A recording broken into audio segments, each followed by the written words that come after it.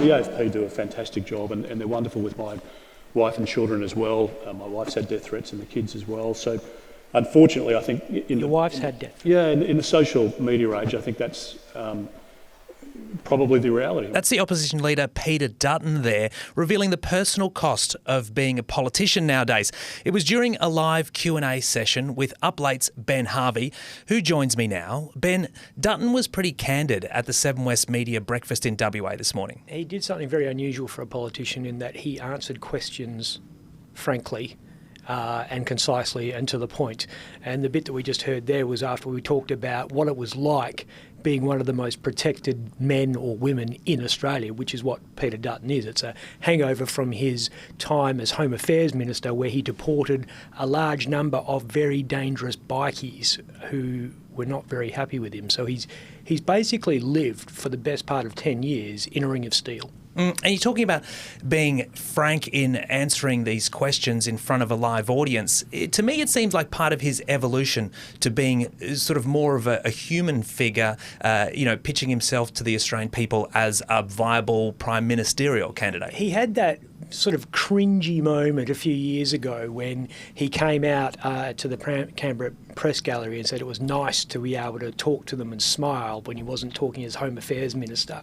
And I think Malcolm Turnbull took the piss out of him as a result of that sort of this is the real Peter Dutton moment. But it is something that he's worked on very, very hard. It's quite obvious that he is trying to be more electable. Yeah. We'll talk about Turnbull soon. But you asked the Liberal leader about his thoughts on the recent ABC doco Nemesis, in which his former colleague Malcolm Turnbull described him in one word as a thug. Yeah, he didn't. He was given an opportunity in this moment. And Peter Dutton's there on stage in front of 750 people, and I've just teed him up and said, he called you a thug, what do you say about that? Now, Dutton wasn't part of this documentary. Dutton could have, in front of 750 party faithful, just let it go. He didn't. He really took Turnbull to task in quite an entertaining way. He first of all gave him a compliment, saying he's very accomplished and brought some business skills, and then just took him apart with faint praise, basically, saying that he had very questionable political instincts. And then he reused a quote from Brendan Nelson, where Brendan had accused Turnbull of being an undiagnosed narcissistic psychopath. Now, that would be unkind. And so Peter said, I would never say this, of course, but this is what Brendan Nelson said. So he was able to take Malcolm down without actually having blood on his hands, which was quite a nifty trick. Let's have a listen to what Dutton had to say. People should conduct themselves in a dignified way when they leave office. I think Julia Gillard has done that. I think Tony Abbott has done that. And I think Scott Morrison has pledged to do that, and I think he will.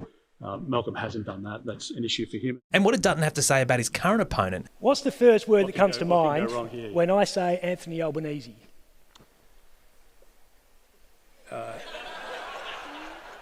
Well, he basically said that he was a wholly owned subsidiary of the union movement. He said that he couldn't be trusted. He went pretty hard. He said that he said he'd never seen a Prime Minister who had made such an egregious breach of faith with the Australian public over the Stage 3 tax cuts. And he kind of made it out like this was the first time ever that a politician had lied to us, sort of conveniently. Didn't talk about John Howard's "there will be no GST," didn't talk about any of the other broken promises that have littered the pages of political history in the past few decades. But he obviously sees Anthony Albanese's trust factor, which is quite high, as a problem for him. Yeah, and he summed up how he thinks Albo is doing on the economy pretty succinctly. Let's take a listen. It is an act of economic self-harm that needs to be called out. And now, it'll be interesting to see, talking about self-harm, if nuclear power will turn out to be one of those things for Peter Dutton. You spoke to him about his policy on nuclear power, which has been in the news this week.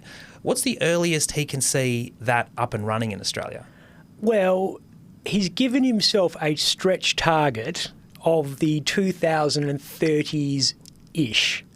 And I say ish because he really, getting him to commit to an actual year was like trying to nail a fried egg to the wall. It just wasn't going to happen. And he was ducking and diving a little bit, and then he sort of said 2030s and then going to trail it off a little bit. And when I said to him, well, you know, that's a fair bit of wiggle room, he said, let's not drown in details.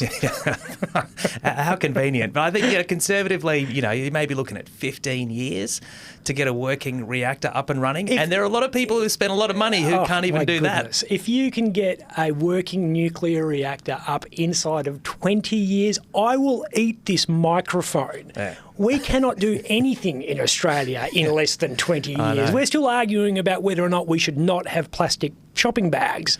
You know, this is one of those things where it's just such a huge issue for us to grapple with.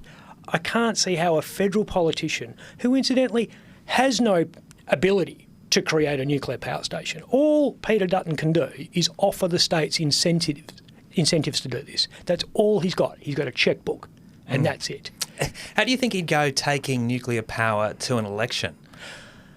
Well, as he said, all he cares about is getting 51%. He said, "I'll walk into a room. I don't care. I don't want to be liked by everyone." He said this in front of 700 people. "I don't want to be liked by everyone. I want to be liked by 51% of people." Well, he might be successful in that goal. Yeah. More than 51%, no guarantees, but we'll see. Well, if you're 52% like, you're just trying too hard. You're clearly, showing off. In Peter's world. Top work today, mate. We really appreciate you coming in today. Fascinating insight into a really interesting Q&A session with the opposition leader, the man who would be Prime Minister. And a reminder for everybody that you can see Ben Harvey on Up Late at thenightly.com.au on Thursday night. Thanks, mate. Thanks, Ben.